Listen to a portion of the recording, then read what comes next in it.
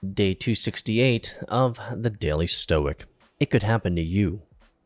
Quote, being unexpected adds to the weight of the disaster, and being a surprise has never failed to increase a person's pain.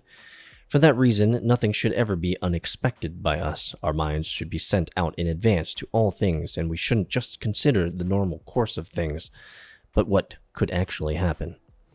For is there anything in life that fortune won't knock off its high horse if it pleases her?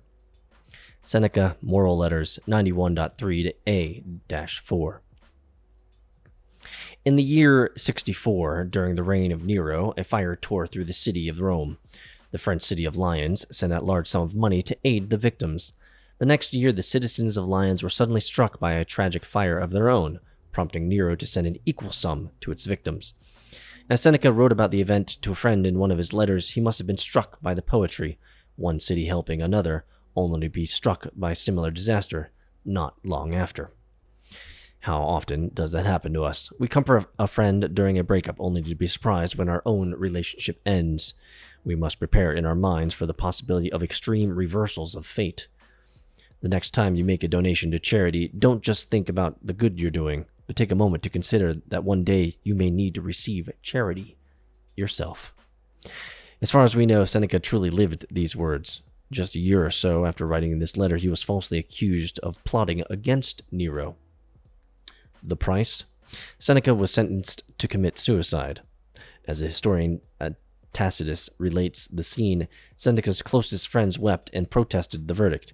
Where, Seneca asked them repeatedly, are your maxims of philosophy, or the preparations of so many years of study against evils to come? Who knew not Nero's cruelty? That is, he knew it would happen to him too, and so he was prepared for it.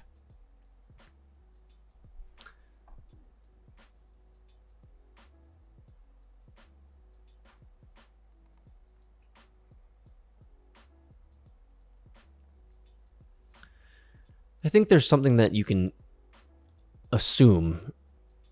not assume, but you can assert. And what you can assert is that these men's wisdom comes from years of being alive. And so the younger men and the younger women who listen to these types of words, it's hard to, as Seneca says here, to send out our minds in advance and be able to expect the unexpected. I think a lot of this tends to come up with the way that you were raised, right? If you lived in a family that traveled a lot and moved around a lot, then your worldview of life is far different from someone who never left their town or their city, right? Grew up their entire life in one place, right? For me, for example, I moved essentially every 4 years as a young kid with my family.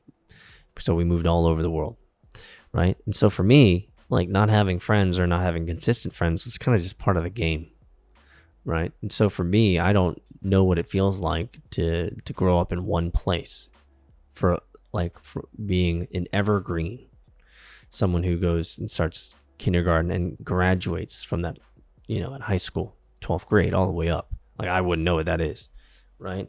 And so I like this one. I'm struggling with this one a little bit today because trying to be prepared for the unexpected. Like totally, life happens, and the more that has happened to you in life, the more bad and tragedy that's happened to you. You kind of just expect shit to happen, right? I think it's really hard, man, to send out your mind in advance of all things, and just not what he says here. Just not consider the normal course of things, but what could actually happen, and accept it. If it does. That's tough, man. How do you guys reconcile this? How do you help have this apply to you today? This is a hard one. See you in Discord, been a fan.